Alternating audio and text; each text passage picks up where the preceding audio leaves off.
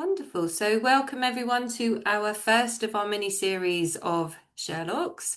We are looking at tables and fields today. So, with you today, we've got Darren Mullen from Sherlock's team, and I'm Debbie Sawyer from Smarter Business Processes. And together, we're bringing you a series of webinars to delve into the depths of Sherlock. So, we did our first webinar last month, and this is a continuation of that. So let me just jump to my slide. So today the session is going to include looking at where our tables are stored, understanding about the need to split the tables into proper relational database type structure rather than if you've come from Smartsheet or another sort of platform like that, you would have all of your data maybe in one great big sheet. You can import it like that, but then would split it up into structured tables. Once they're split up, we need to link them and use lookup columns to find data from the different tables and pull them into a grid. And then we're going to have a quick look at the field types that you have in Sherlock's. So without further ado, I'm going to stop sharing and let Darren take us in. So are you ready, Darren? Yep, I'm ready. Well, I'm the right one. Yep. Okay. Yeah, welcome everyone. Thanks for joining. I'm Darren Mullen, SVP of Product Development at SHERLOX.AI, and just want to go through real quick the solution that we showed last time. Just kind of reorient you in case you don't remember or you weren't on the last one. We have our solution was built out where we're hosting a mystery dinner. It was on Sherlock's Holmes Day. And this view you're looking at is called the interface in Sherlox.ai. And it is where most users would interact with the data that you have in the system. And this seating chart we have here is an image I generated. And then these are actually widgets down here that I created and styled to look like tables and match the color to the seating chart in the theater seating chart there. And our event metrics are here, pretty self-explanatory. We have total capacity of 50, 36 seats are assigned, and we have 38 people that registered. So looks like a couple people have not been seated yet. So, and these interfaces are interactive. We can display data like this, as well as we can interact with the data. We can see, choose a different table and see the parties there that are on a table, what the party size is, and so forth. And I think, let's see. Yeah. Let's go ahead and I'm going to say that Sally Smith party of 2 is now here. We seat them and there you go. I was how to just drag it. No problem. And suspects in the theater are now 21. Great. Okay.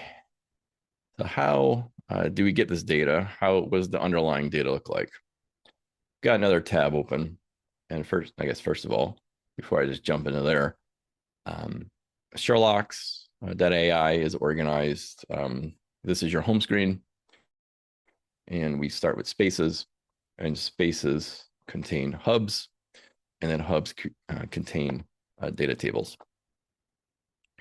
You can have multiple spaces, you can have multiple hubs in a space.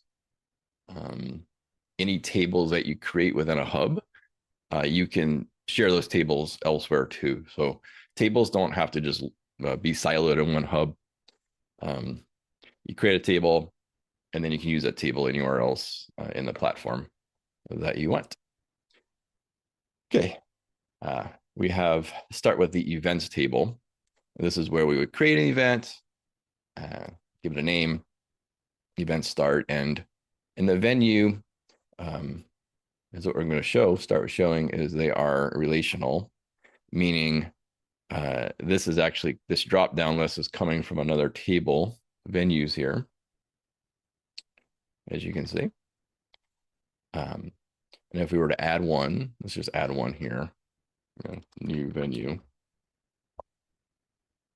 Go back to the events, go click on venue. There's that new venue. So bam, showed up there. Likewise, if I were to change the name of one of these, it would reflect here. No links would be broken. Now, what does that give us? By linking it, it allows us to pull in data as well from these other tables, like the caterer, for example. I have some caterers that I have for my venues. And we look at the caterers table. We have the name of the caterer, of course. Then we have a contact name, a contact phone, email. So, let's say for some reason I wanted to display some of the information alongside of the caterer name here in the events table. I can very easily do that by using a lookup column and choosing the lookup path where I'm going to pull from the caterer table. I'm going to pull in, let's say I want to pull in the contact name. I'm going to give it a name, caterer contact name, create that field. And there we go. It's pulling in that contact name for the caterer. And I could go ahead and do the same for the phone and email if I wanted to. Jimmy Smith, let's say Jr. Change his name, Jimmy Smith Jr. Go to events, and there we go. We have Jimmy Smith Jr. So by creating data that's relational, we get the benefit of live updates essentially, or ensuring that this data is linked properly, and we're not copying just text values. These are actually pulling from one source of truth. And what you're seeing here is, of course, the back end. Most of the time, for most users, they would not be interacting in this method in this table like this. You would be interacting through an interface. We can have forms on grids. They can fill out forms here in the interface. Or as you saw in the last one, we have a web form component, so you could fill in web forms. That's how we collected registrations for this. It's more of an anonymous web form. And so people filled it out, and it brought that data into the table. Okay. Let's see. Okay, so we got showing events. We showed the linking of the venues, the caterers. We can look up. Great, not a problem. Let's go into some additional fields because that's what we want to focus on here. The additional fields. And when we click new here, we can see all types of different fields. We have some that we're working on releasing here in the near future. But a lot of standard fields that you would have in a platform like this, a unique ID field, your checkboxes, your ratings, single line text, long text. We have comments. So I don't think we showed that in the last one, but we could do like row comments, for example, and I could change the name. And if we change the settings, we can go ahead and display that row comment indicator. So you can put comments on there. Hi. See, I can say, hi, Debbie. Okay. And Debbie will get an email that I tagged her. So we have that. And when we add that into the actual table here, let me refresh so it shows up. We have that in the table here. It's going to show. I turned it off, didn't I? What I did. The fun of live, yeah. The fun of live demos. Okay. Yes, we have the comments. We can take that comment and put it into a column, obviously, and it'll show the latest comments. It'll let you access it. Okay, manage fields. Go again here. Standard numbers, currencies, percents, dates, date, time. So we can store date, time, which is very useful for calendar views. We don't have a calendar view built out here in this webinar demo yet. That'll be, one in the future. We'll put a calendar component so you can see how our calendar component works on interfaces. That's how our biggest customer, has several hundred users in their organization. They're using that calendar component very heavily. It's working out very well. Emails, URLs, phone numbers, formulas, right? So we support formulas. You can have a little formula builder, when you have access to your fields, you can um, pull in functions, various functions, and all the operators. We have a reference to that. And if you notice in the formula, I remember caterer is coming from another table, and we have access to um, not just the on that record for caterer, we have access to like the names, the emails, and so forth, another table, even in our formulas. That's very powerful. Okay, let's see what else we have here. Get down the formula, lookup. We should look up and standard, created by, ls modified by, uh, auto number. You're probably familiar with this from other platforms. Give a auto number to the records. You can prefix it. You can put a suffix. Pretty standard. Put numerical leading zeros, starting number. And we also have a choice to number the existing rows if you wish, or only number new ones, because this is useful, especially if you're merging data from other systems. You may want to import data in, use an existing numbering system, and then start new records in SHERLOX with your, the next number in the sequence. So that's a nice feature with auto number. That's not all platforms have that. A lot of times auto numbers you're just stuck with whatever the system gives you, but you have a little more control here, which is nice. Attachments. Attachments are, actually, let me do attachments last because there's a lot to go on there. User team. User, of course, is a user in the system. Teams are teams, and teams in SHERLOX are nice because you can use teams like users for the for permissioning, as well as for notifications and the automations. So anyone in that team will receive notifications if you have the automation set up to, say, send to a team. So we like to leverage teams as much as we can, because that way, if you have, say, the finance team, people come and go, change roles. We don't have to go in and update all the records. We just manage the team in the team settings, and as people come and go. So, option, I think we may have shown option sets a little bit last time. But when you create an option, let's see, I don't have any option sets. So option sets are like your drop-down columns, but the set of options is managed centrally. So you can use that option set in multiple tables if you wish. Darren, just before you move on, Yep. we've had a question from David in the chat. Do we have any limits for characters in cells? So like single text or long text, are there character limits? Do you know them off the top of your head? I can ask development real quick. In fact, I might be able to get an answer before the webinar. I'm not aware of one, but let's just see if there's a hard limit. Thank you. Thank you, David. Yep. Yeah. That's a very good question, David, because some platforms do have limits, right? Okay, what was I going to? Yeah, option set. Let's just say will be a good option set. If you wanted to get an option like I don't know, you want maybe like satisfaction ratings, something like that.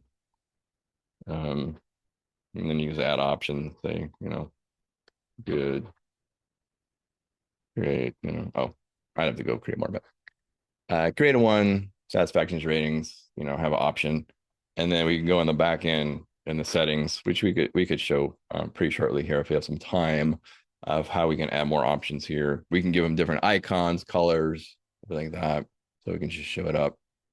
And the benefit of these being managed kind of centrally in the settings is that, if you change the name of good, if you change good to great or something else, it'll reflect here. If you have any lookups or formulas based on that, it's not going to really break anything. Okay, going back to our managed fields. Yeah, workflow status, and transition. This has a lot to do with permissioning and controlling business processes, and I think that deserves its own webinar session because there's a lot going on there. So let's put those off for another one. But I want to get into attachments because there's a lot of fun stuff you can do with attachments. An attachment can be any type of file. It could be photos, it could be documents. And as we look at the settings here, you'll see categories, you see types, which we can all manage again in the document settings. And you give a default type, which means, let's say you wanted to have, I don't know, call it invoices, I don't know, or receipts, maybe. I don't know, receipts, invoices. You create a document type, maybe called receipts. And let's say you only wanted users to upload receipts here, it would always automatically tag them as receipts. And we can, that's where the auto select is. We can require a document type, which is the best thing to do because then every time a user puts a document in, if we're not auto typing it, you force the user to choose a type. And you can also have AI auto type it as well, which is very useful if you're uploading a lot of documents, multi types. Just start uploading documents into a cell here, and the AI will auto type it as best it can. If it's not sure what type it is, it puts it into a holding pen and sends you an email saying, I don't know what type of document that is, so you can go choose yourself. So we have some human in the loop sort of functionality there too. Field. Yeah. Are there some see some chats coming in, Debbie, here? Let's see. I don't. Yes, we had a question about images, getting images stored to cells. So I know that I was working with the development team last week and asking about images in cells. So yes, you can add an attachment into an attachment column, but we are also working on being able to see that image within the cell too. Yeah, exactly. Let me just pull up an image here.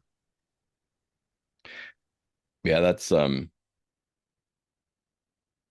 yeah, so I don't have any document types available yet, so it's like I'm not gonna choose them, but I just upload it, and then we have this little picture here.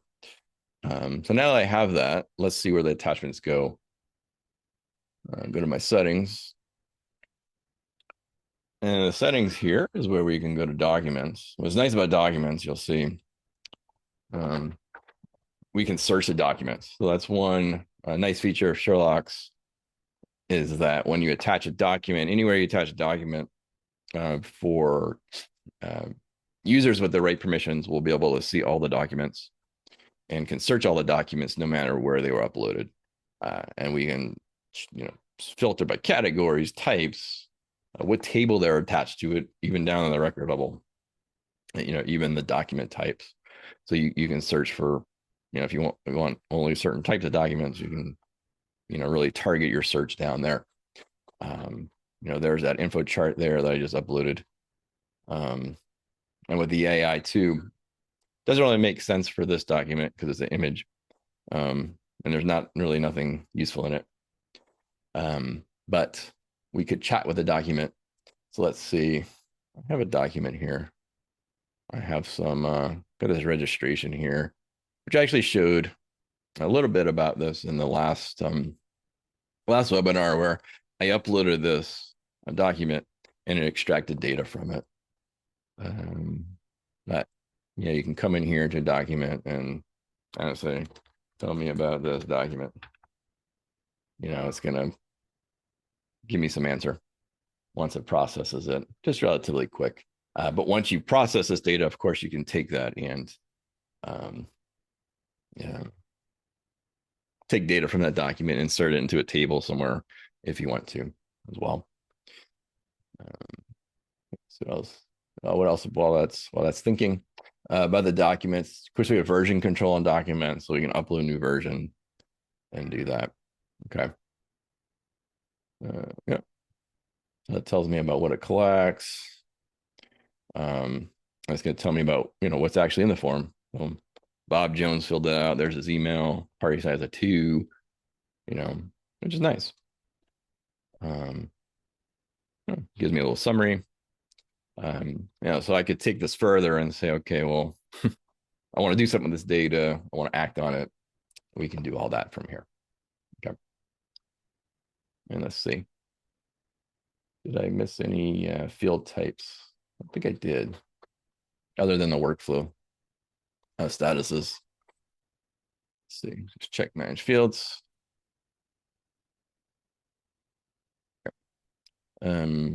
Teams. Let's just show teams and options real quick while I'm here. Where do I manage options? Option sets are here. There's that option set I created. I can edit this option. Good to give it a different color. I don't know, maybe heart. Okay. And I'll see that in the table. We'll see that real quick. Bad. It's a bad thing. I don't know. I just whatever. Now maybe fire bad. We could add more option sets, make them available elsewhere. Teams here. Create a team. Add users to a team. When we create teams, event planning.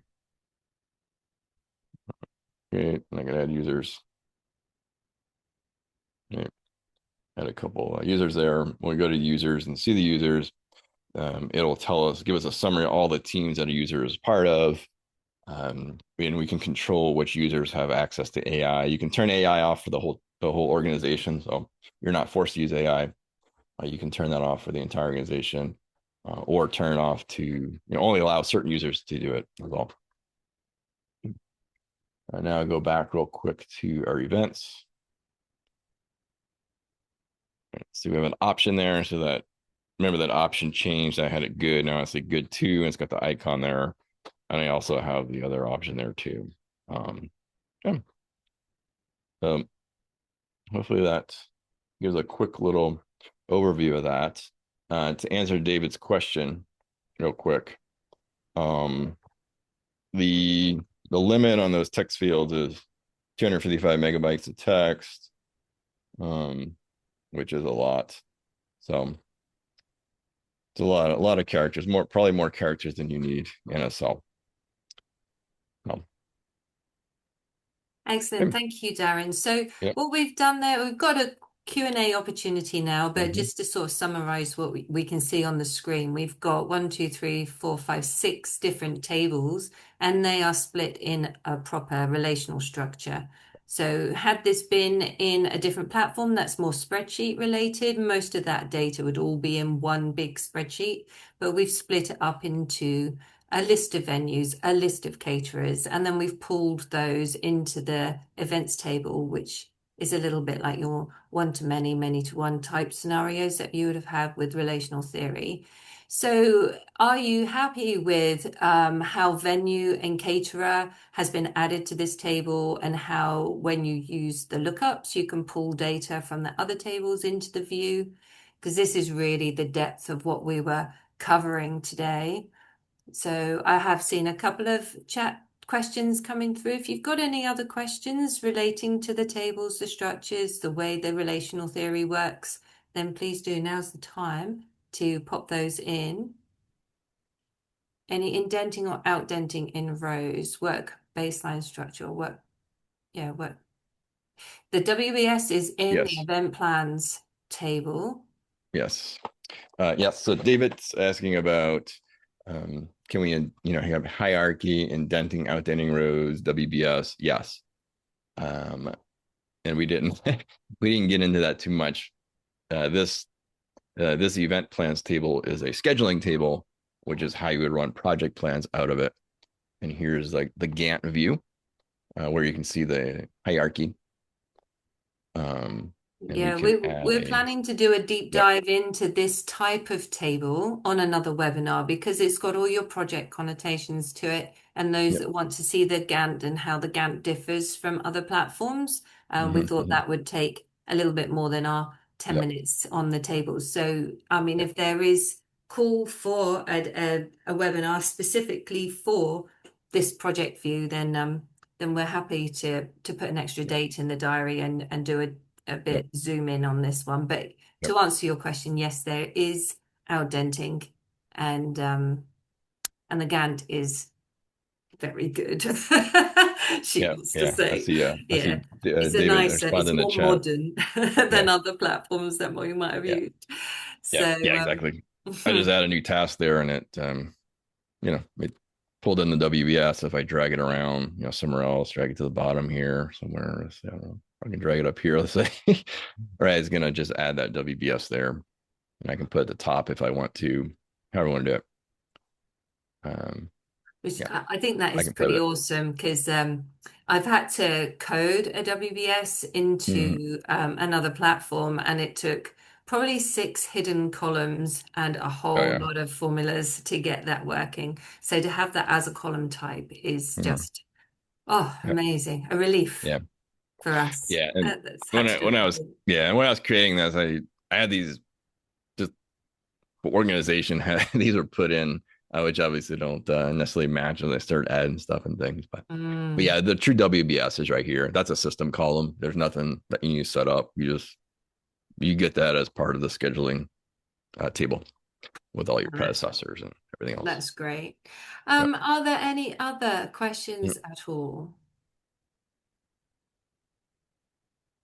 No, well, we're coming towards the end of this session then. So, Darren, if I can just take the screen back Yep. and just remind people of some of the other little zoom ins that we're going to be doing.